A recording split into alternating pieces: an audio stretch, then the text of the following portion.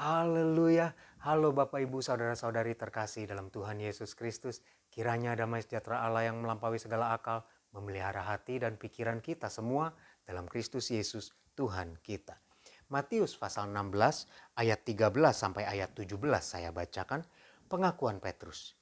Setelah Yesus tiba di daerah Kaisarea Filipi, ia bertanya kepada murid-muridnya, kata orang, siapakah anak manusia itu? Jawab mereka, ada yang mengatakan Yohanes Pembaptis, ada juga yang mengatakan Elia, dan ada pula yang mengatakan Yeremia atau salah seorang dari para nabi. Lalu Yesus bertanya kepada mereka, tetapi apa katamu, siapakah aku ini? Maka jawab Simon Petrus, engkau adalah Mesias, anak Allah yang hidup. Kata Yesus kepadanya, berbahagialah engkau Simon bin Yunus, sebab bukan manusia yang menyatakan itu kepadamu, melainkan Bapakku yang di sorga. Ada orang yang menganggap Tuhan Yesus itu adalah Yohanes Pembaptis, yaitu Herodes di dalam Matius pasal yang ke-14. Ada juga yang mengatakan Yesus adalah Elia, karena orang Israel teringat akan apa yang tertulis dalam Maleakhi 4 ayat yang kelima. Tuhan akan mengirimkan Elia di akhir zaman. Tetapi Petrus berkata lain. Menurutmu murid-murid, dan di situ Petrus menjawab, siapakah aku ini? Petrus menjawab, engkau adalah Mesias, anak Allah yang hidup. Dan Tuhan Yesus memuji Petrus. Berbahagialah engkau Simon bin Yunus. Sebab bukan manusia yang menyatakan itu kepadamu, melainkan Bapakku yang di sorga. Akan tetapi, Bapak Ibu Saudara-saudari, di dalam ayatnya yang ke-23, Tuhan Yesus menegur Petrus. Saya bacakan. Maka Yesus berpaling dan berkata kepada Petrus, enyahlah iblis, engkau suatu batu sandungan bagiku. Sebab engkau bukan memikirkan apa yang dipikirkan Allah, melainkan apa yang dipikirkan manusia. Kenapa Petrus ditegur oleh Tuhan Yesus? Karena Petrus waktu diceritakan bahwa Mesias harus menderita, Tuhan Yesus harus menderita, Petrus memprotes itu. Di dalam ayatnya yang ke-22, Petrus menegur Yesus bahwa Tuhan, kiranya Allah menjauhkan hal itu. Hal itu sekali-kali takkan menimpa engkau. Petrus memikirkan apa yang dipikirkan manusia. Petrus mengenal Yesus bukan karena dia benar-benar mengenal bahwa Yesus adalah Mesias. Karena Mesias yang dikenal oleh Petrus adalah Mesias sebagai raja yang gagah perkasa seperti Daud, seperti Saul, seperti Salomo, raja yang seperti itu, raja yang ada di dunia. Dan itu yang dipikirkan Petrus sebagai manusia. Itu adalah pikiran yang salah, pikiran yang tidak benar tentang Tuhan Yesus.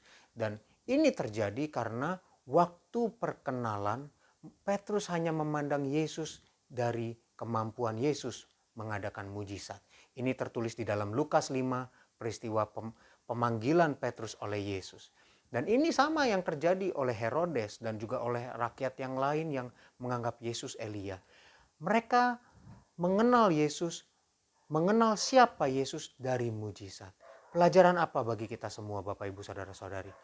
Kita mengenal Yesus jangan karena mujizatnya. Jangan karena kita mau mengalami mujizat, kita mau dapat bisnis besar, kita mau dapat berkat, kita mau dapat kecerdasan, hikmat, kepintaran. Bagi yang sekolah, saya mau dapat nilai bagus. Kalau kita cari Tuhan, kita mengenal Tuhan gara-gara mujizat seperti itu berarti pikiran kita sama seperti teguran Tuhan Yesus kepada Petrus. Itu apa yang dipikirkan manusia. Itu adalah pikiran yang tidak baik. Suatu batu sandungan Bapak Ibu Saudara-saudari. Kalau gitu apa yang harus kita lakukan? Mari kita lakukan seperti yang dikatakan Yosua kepada bangsa Israel di dalam Yosua pasal yang ke-24 ayat yang ke-14. Oleh sebab itu takutlah akan Tuhan dan beribadahlah kepadanya dengan tulus, ikhlas, dan setia. Mari kita beribadah dengan tulus, ikhlas, dan setia. Karena dia Tuhan. Bukan karena dia sanggup melakukan banyak mujizat atau sanggup memberkati kita. Mari kita beribadah dengan tulus dan ikhlas karena dia Tuhan. Tuhan Yesus memberkati kita semua. Mari kita berdoa. Tuhan Yesus, terima kasih. Terima kasih untuk firman-Mu Tuhan. Engkau mengingatkan kami supaya kami jangan memikirkan apa yang dipikirkan oleh manusia. Untuk mengenal Engkau, mencari Engkau karena ada mujizat, ada sesuatu yang extraordinary, yang luar biasa. Tapi biar kami Tuhan mencari Engkau, beribadah kepadamu dengan tulus dan ikhlas karena Engkau Allah yang hidup. Itu saja alasan bagi kami untuk beribadah kepadamu. Tuhan tolong kami semua supaya kami bisa beribadah dengan benar kepadamu. Terima kasih Tuhan, terima kasih. Hamba berdoa bagi umat-umatmu, jemaat-jemaatmu yang hari ini Tuhan akan menjalankan segala aktivitas mereka. Apapun yang mereka tekuni, baik yang berwirausaha, baik yang bekerja di kantor. Tuhan beri hikmat, Tuhan beri kemampuan supaya apa yang mereka kerjakan bersamamu Tuhan, Engkau membuat mereka berhasil. Apapun yang mereka hasilkan, Engkau membuatnya berkualitas yang terbaik karena urapan-Mu Tuhan. Engkau juga memberkati umat-umatmu, anak-anakmu yang sekolah, yang kuliah. Tuhan beri hikmat supaya mereka mengerti setiap pelajaran, supaya mereka mengingat setiap pelajaran, dan mereka dapat menggunakan itu untuk mencari solusi, menemukan jawaban-jawaban dalam hidup secara dengan hikmat yang daripadamu. Terima kasih Tuhan, berkati kami dengan kesehatan, kekuatan, jaga lindungi kami, jauhkan dari orang jahat, jauhkan dari sakit penyakit mara bahaya, jauhkan dari virus bakteri, dari hal-hal yang tidak kami inginkan.